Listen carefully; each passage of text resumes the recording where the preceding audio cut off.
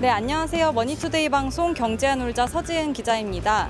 요즘 내과나 소아과, 피부과를 가도 꼭 챙겨야 하는 게 있는데요. 보건복지부가 지난 5월부터 시행한 건강보험 본인 확인 의무화 제도에 따라서 일반인들이 진료를 받기 위해서는 이 신분증을 꼭 제시해야 하는데요. 지금 제도가 시행된 지 한 3개월 정도 지났는데 일반인분들은 이 제도를 알고 계신지 또 제도 시행 배경에 대해서 조금 인지하고 계신지 제가 알아보기 위해 여의도에 나와 있습니다. 지금 한번 물어보러 가실까요? 신분증 확인 왜 하는지 어머님 좀 알고 계세요? 네, 어떻게? 누가 나를 좀 빌려주고 그런 경우가 많더라고. 그러니까 그런 건 해야 될 것 같아.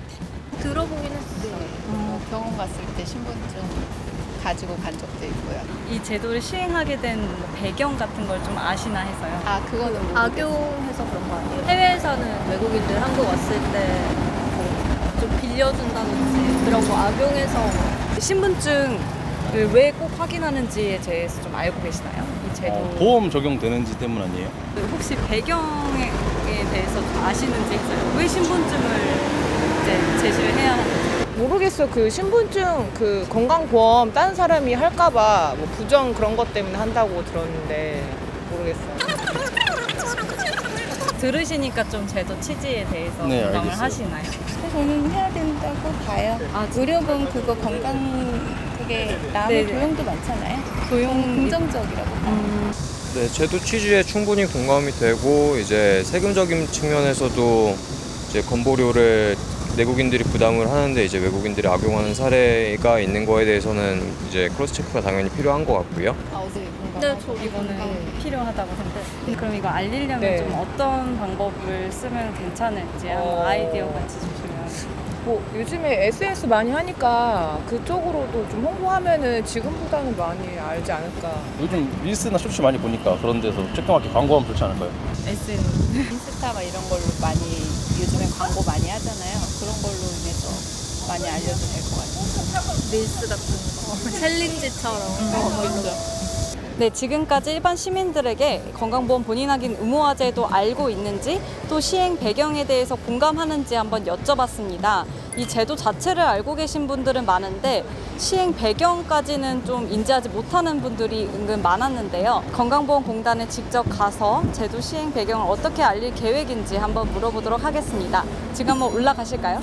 네, 건강보험 본인 확인 의무화 제도 5월부터 시행이 됐잖아요. 이 시행 배경에 대해서 그냥 간단하게 설명해 주신다면 뭐가 있을까요? 네, 원래 기존에는 제 병원에 갔을 때 주민등록번호나 외국인 등록번호만 제시를 하면 진료를 받을 수가 있었어요. 그러다 보니까 건강보험 자격이 없거나 또 이제 타인 명의로 향정신성 의약품을 처방받는 그런 부정수급 사례들이 계속 발생을 해서 제가 그런 부정수급을 좀 예방을 하고 또 올바른 의료 이용을 유도하기 위해서 작년 5월 달에 건강보험법이 개정이 됐고 5월 20일부터 저희가 이 제도가 시행이 되게 되었습니다. 배경 설명 간단하게 듣기는 했는데 뭔가 크게 와닿는 건 조금 아직은 아닌 것 같아요. 그래서 그 사례를 구체적으로 같이 들어주시면 조금 배경 이해하는 데 도움이 될 것 같은데 대표적인 사례가 있나요? 네, 저희가 작년 같은 경우에만 해도 약 4만여 건에 한 8억 원 가량이 적발이 됐는데요. 그 중에 사례 하나는 이분이 이제 길 가다 우연히 이제 신분증을 습득을 하고 그리고 또 본인 아시는 분을 5명의 그 명의를 도용을 해서 2020년 7월 달부터 총 322회를 향정신성 의약품인 졸피뎀을 처방을 받아서 징역 1년에 집행유예 2년을 처분을 받은 사례가 있고요. 그리고 또 한 사례는 외국인인데 건강보험 자격이 없는 외국인 친척에게 본인의 외국인 등록증을 사진으로 전송을 해주고 또 이 외국인 친척분은 또 아는 지인이 불법 체류자여서 또 그분한테 또 재전송을 해가지고 각각 진료를 받는 바람에 또 징역형을 받게 되는 그런 사례가 있었습니다. 건강보험 본인 확인 의무화 제도를 좀 알리기 위해서 지금 건보공단에서 하고 있는 것들은 무엇이 있는지 알 수 있을까요?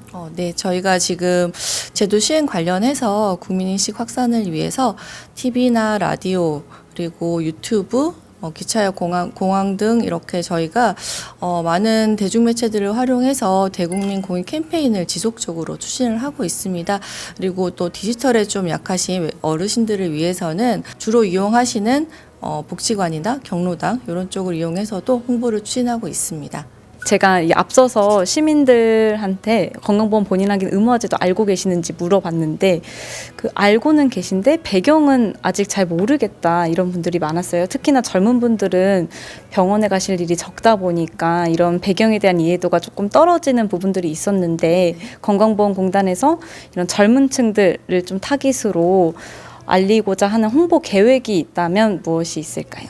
네, 저희 그 제도 시행에 대한 공감대 형성을 위해서 뭐 그런 증 도용이나 대여 이런 부분들에 대한 부정수급 주요 사례를 중심으로 해서 웹툰을 제작을 하려고 해요. 그 웹툰을 이제 저희 젊은층들이 좀 주로 많이 이용하는 SNS를 통해서 홍보를 할 계획이 있습니다. 마지막으로 이제 진료를 받을 때 신분증이 없는 경우들이 있을 수 있잖아요. 그때 어떻게 대처할 수 있는지 소개해 주실 수 있을까요?